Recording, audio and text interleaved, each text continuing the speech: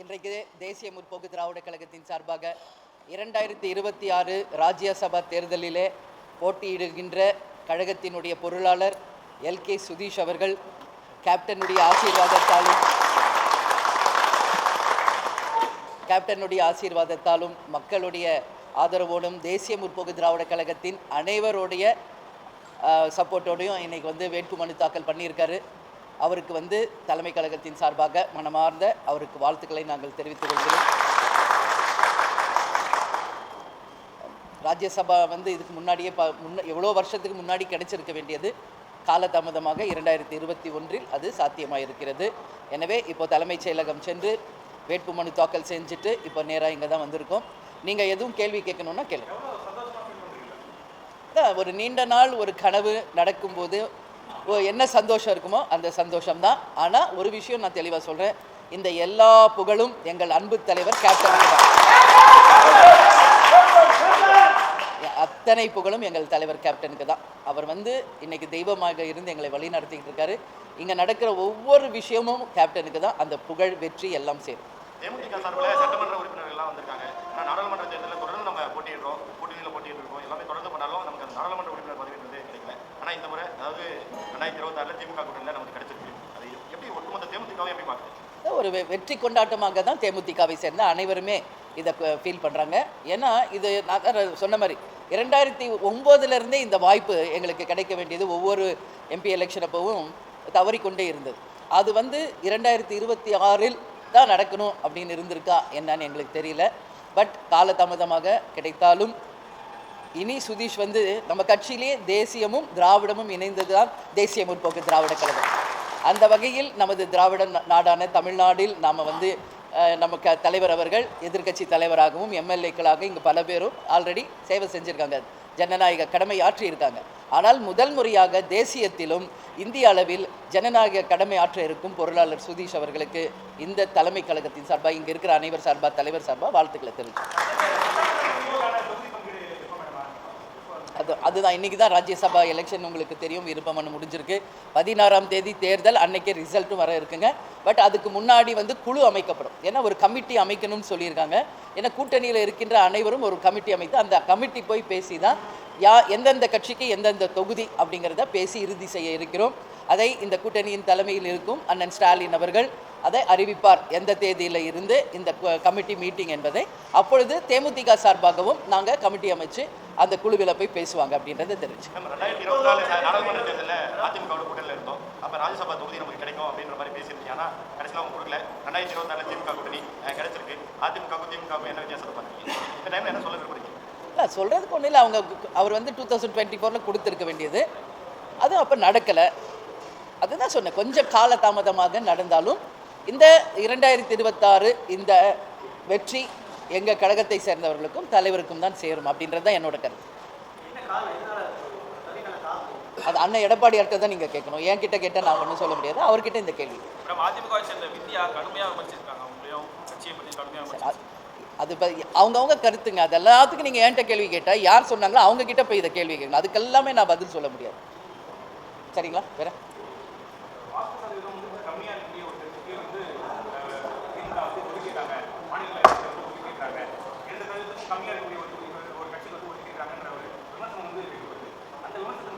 யார் வைக்கிறார் அந்த விமர்சனம்?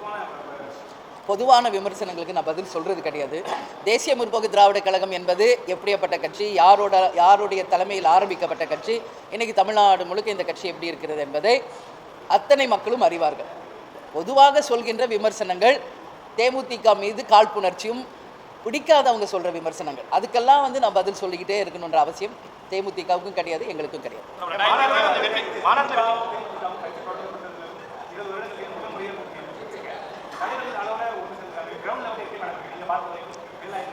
நான் முதல் நாளே என்ன உங்களுக்கு சொன்னேன், நீங்கள் எவ்வளோ நாள் என்கிட்ட யாருடன் கூட்டணி நீங்கள் எவ்வளோ நாள் இந்த கேள்வி என்கிட்ட கேட்டீங்க. நான் என்ன உங்கள் ஒவ்வொரு இடத்துலையும் சொன்னேன், எங்கள் கழகத்தில் இருக்கும் மாவட்ட செயலாளர்கள், அனைத்து ஒன்றிய நகர பேரூர்களை கிளை கழகத்தில் இருக்கின்ற ஒவ்வொரு தொண்டரும் விரும்பும் ஒரு கூட்டணியை இந்த முறை நிச்சயம் தேசிய முற்போக்கு திராவிட கழகம் அமைப்போம் என்று சொன்னேன். அந்த வகையில் ஒட்டுமொத்தமாக கழகத்தை சேர்ந்த அனைவரும் விரும்பிய கூட்டணி, போற்றும் கூட்டணி, கொண்டாடும் ஒரு கூட்டணியை தான் இந்த முறை அமைச்சிருக்கோம். எனவே அந்த ஜெல் ஆகுறது எப்படின்னு நீங்கள் கேட்குறீங்க. அது இயற்கையாகவே இந்த டே 1 நான் அனௌன்ஸ் பண்ண அன்னைக்கே தமிழ்நாடு முழுக்க பட்டாசு வெடித்து ஸ்வீட்ஸ் கொடுத்து அந்த டேவே அவங்க கொண்டாடிட்டாங்க. அப்போ ஒட்டுமொத்த கட்சியும் இன்னைக்கு திமுக சைடும் சரி, கூட்டணியில் இருப்பவங்களும் சரி, தேமுதிகவை சேர்ந்த அனைவரும் ஒன்றிணைந்து ஒரு மகத்தான வெற்றியை இந்த தேர்தலில் 200க்கு மேல் நிச்சயம் பெற்று மகத்தான வெற்றி பெறுவோம் என்பதை இந்த நேரத்தில் உறுதியாக மாநாட்டில் வந்து சொல்லியிருந்தீங்க வெற்றி கூட்டணி அமைப்போம் அப்படின்னு சொல்லியிருந்தீங்க. சுதீஷ் சார் கூட சொல்லியிருந்தாரு மேடம் வந்து துணைமுக அமைச்சராக வந்து திமுக கிட்ட அந்த டிமாண்ட் வைக்கப்படலாம். நாங்கள் வந்து இது வேணும் அது நீங்கள் தான் சொல்லிட்டு இருக்கீங்க. நான் எல்லாத்தையும் பார்த்துட்டு தான் இருக்கேன். நான் ஏதோ துணை முதல்வர் கேட்ட மாதிரியும் ஏதேதோ கற்பனை விஷயங்களை எங்களுக்கு ஏற்ப நீங்கள் தான் எழுதிட்டு இருக்கீங்க. அந்த மாதிரி எங்களுக்கு வந்து நாங்கள் இது வேணும் அது வேணும் நாங்கள் என்றைக்கும் சொன்னது கிடையாது. அது முதல்ல நீங்கள் எல்லோரும் புரிஞ்சுக்கணும். நீங்களாம் அந்த மாதிரி ஒரு பொய் செய்தியை போடுறீங்க, நீங்களாம் ஒரு தகவலை பரப்பிக்கிட்டு இருக்கீங்க. அப்படி இருக்கிறப்போ அப்படி நாங்கள் வந்து இது வரைக்கும் அது மாதிரி பேசவும் கிடையாது, சொல்லவும் கிடையாது. அதனால் எங்களுக்கு அந்த மாதிரி ஒரு இதுவே இல்லை. இன்னைக்கு ஒரு கட்சிக்கு என்று அவங்கவுங்க விருப்பத்தின்படி கேட்குறாங்க. ஏன் நேற்று வரைக்கும் காங்கிரஸ் டிமாண்ட் வச்சு நேற்று வரைக்கும் அவங்க கேட்ட தொகுதிகளை பெற்றாங்க இல்லையா? அது மாதிரி எல்லா கட்சிக்கும் அவங்கவுங்களுக்கு ஒரு உரிமை இருக்குது. அந்த வகையில் தேமுதிகவுக்கு எவ்வளோ கிடைக்கணுன்றது நாங்களும் எங்கள் உரிமையை கேட்டிருக்கோம். நிச்சயமாக அது அமையும். எல்லாம் நான் ஏற்கனவே விஜய் பிரபர் போட்டி இருக்கு. ஆல்ரெடி விருதுநகர் எம்பி கான்ஸ்டிடுவன்சியில் அவர் போட்டிட்டு இருக்கார் இல்லையா? அதனால் நிச்சயம் யார் போட்டியிட போகிறாங்க, எந்த தொகுதியில் போட்டி போட போகிறாங்க என்பதை தலைமை கழகம் உரிய நேரத்தில் உங்களுக்கு அறிவிப்போம். திமுக கூட்டணி அனைத்து கட்சிகளுமே கூட்டணி பேச்சுவார்த்தைக்கே போயிட்டாங்க. ஆனால் தேமுதிக சார்பாக குழு அமைக்கப்படல. அதை இப்போ தான் சொன்னேனே. இல்லை தாமதமே இல்லை. இன்னைக்கு இந்த ப்ராசஸ் இன்னைக்கு முடிஞ்சிருக்கு. அடுத்து கமிட்டி அமைக்க சொல்லி அவங்க சொல்லுவாங்க. அப்போ நாங்கள் ரெடியாக இருக்கோம். அதை அமைச்ச உடனே அவங்க அழைப்பு கொடுப்பாங்க. அன்றைக்கி போய் பேசணும். அவ்வளோதான். தாமதம் எல்லாம் ஒன்றுமே கிடையாது. அப்படி ஒன்றும் இல்லையா? இல்லை இப்போ அங்கே எல்லாருமே ஒன்றா தான் உட்காந்துருந்தோம். எல்லாருமே சந்தோஷமாக பேசிட்டு தான் இருந்தோம். அவங்க வந்து அவங்க உரிமையை கேட்குறாங்க. இது ஒன்றும் அவங்க கட்சி சார்பாக அவங்க கேட்கறது ஒன்றும் நம்ம வந்து சொல்ல முடியாது. அவங்க உரிமையை அவங்க கேட்டிருக்காங்க. இன்றைக்கி அவங்க கேட்டதை கேட்டு பெற்றிருக்காங்க. ஸோ எல்லாருமே ஹாப்பியாக தான் இருந்தாங்க. எதுங்க?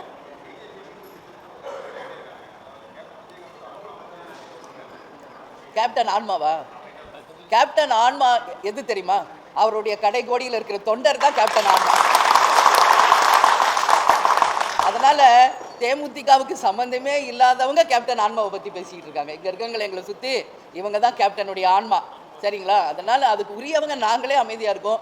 அதுக்கு சம்மந்தமே இல்லாத யாரோ கேப்டன் ஆன்மாவை பற்றி பேசிகிட்டு இருக்காங்க. அதனால் நகைப்புக்குரிய விஷயமாக தான் அதை நான் பார்க்குறேன். தலைவருடைய ஆன்மா எங்கே இருக்குன்றது எங்களுக்கு தெரியும். அவரை விரும்பிய அவருடைய கடைகோடி நிர்வாகி தொண்டர் தான் அவருடைய ஆன்மா.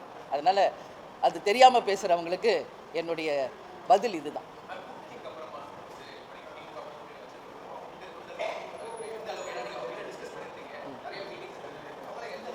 இல்லை எல்லாருமே ரொம்ப ஹாப்பியாக இருக்காங்க. ஒட்டுமொத்த பேரும் சந்தோஷமாக இருக்காங்க. இதில் இவங்க தான் அவங்க தானே கிடையாதுங்க. தலைமை கழக நிர்வாகிகளிலிருந்து கடைகோடி தொண்டர் வரைக்கும் எங்களுடைய எம்எல்ஏக்களிருந்து அத்தனை பேரும் மகத்தான ஒரு கூட்டணியை அமைச்சிருக்கீங்க. எங்களுக்கு மிக மிக சந்தோஷம் தான். அத்தனை பேருமே இதை சொல்லிக்கிட்டு இருக்காங்க. சரிங்களா?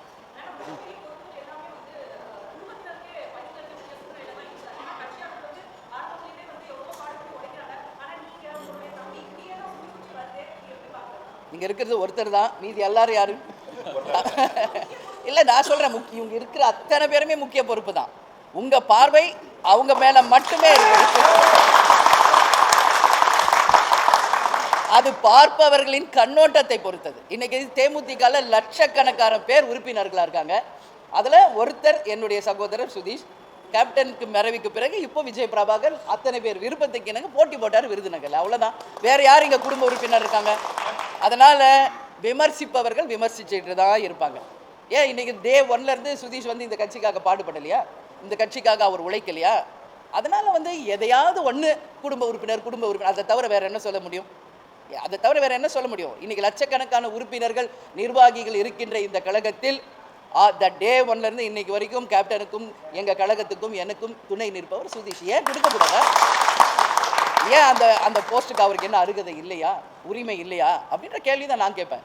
சரிங்களா? அதனால் நீங்கள் பார்ப்பவர்கள் கண்ணோட்டத்தை பொறுத்தது. நீங்கள் அந்த ஒரு நபரை விட்டுட்டு வைடாக பாருங்கள். இங்கேயே எவ்வளோ பேர் எங்களை சுற்றி நிற்கிறாங்க.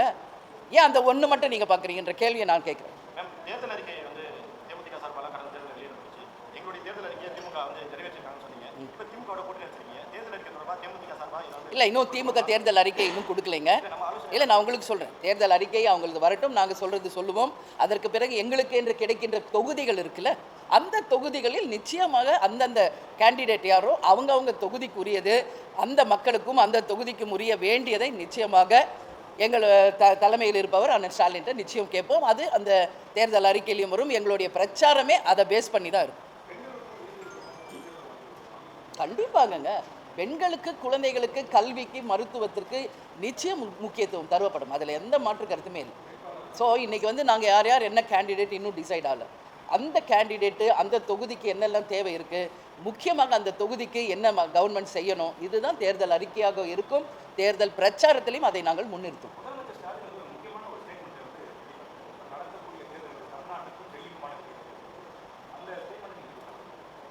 அதுதானே வந்து, ஏன்னா இது வந்து என்டிஏ வெர்சஸ் இந்தியா கூட்டணி அப்படின்னு நம்ம இருந்தாலும், இன்றைக்கி வந்து காங்கிரஸ் கட்சியிலேயே இருப்பவங்க என்ன சொல்கிறாங்க, திமுகவிலான தலைமைன்னு தான் காங்கிரஸ் கட்சியில் இருக்கிறவங்களே சொல்கிறாங்க. அதனால தான் அவர் என்ன சொல்கிறாரு, தமிழ்நாட்டுக்கும் இது டெல்லிக்குமான தேர்தல் அப்படின்னு அவர் சொல்கிறார். சரிங்களா, வேறுங்க? ஓகே, தேங்க்யூ, நன்றி.